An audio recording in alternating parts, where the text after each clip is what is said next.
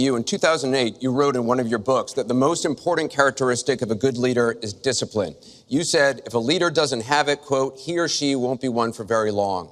In the days after the first debate, you sent out a series of tweets from 3 a.m. to 5 a.m., including one that told people to check out a sex tape.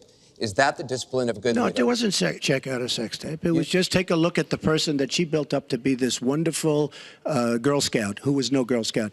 By the way, just so you understand, when she said 3 o'clock in the morning, take a look at Benghazi. She said, who's going to answer the call at 3 o'clock in the morning? Guess what? She didn't answer because when Ambassador Stevens... The question is that the discipline of a good leader? 600 times. Well, she said she was awake at 3 o'clock in the morning. And she also sent a tweet out at 3 o'clock in the morning, but I won't even mention that. But she said she'll be awake. The famous thing, we're going to answer our call at 3 o'clock in the morning. Guess what happened? Ambassador Stevens sent 600 requests for help. And the only one she talked to was Sidney Blumenthal, who's her friend, and not a good guy, by the way. So, you know, she shouldn't be talking about that. Now, tweeting happens to be a modern-day form of communication. I mean, you can like it or not like it. I have, between Facebook and Twitter, I have almost 25 million people.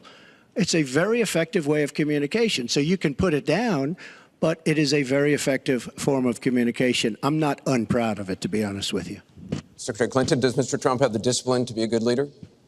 No. I'm shocked to hear that. Well, it's not only my opinion, it's the opinion of many others, national security experts, Republicans, former Republican members of Congress.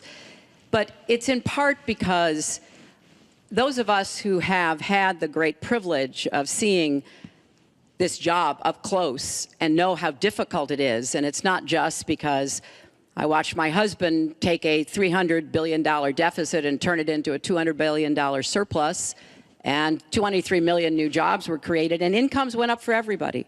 Everybody. African-American incomes went up 33%. And it's not just because I worked with George W. Bush after 9/11. And I was very proud that when I told him what the city needed, what we needed to recover, he said, you've got it, and he never wavered. He stuck with me. And I have worked, and I admire President Obama.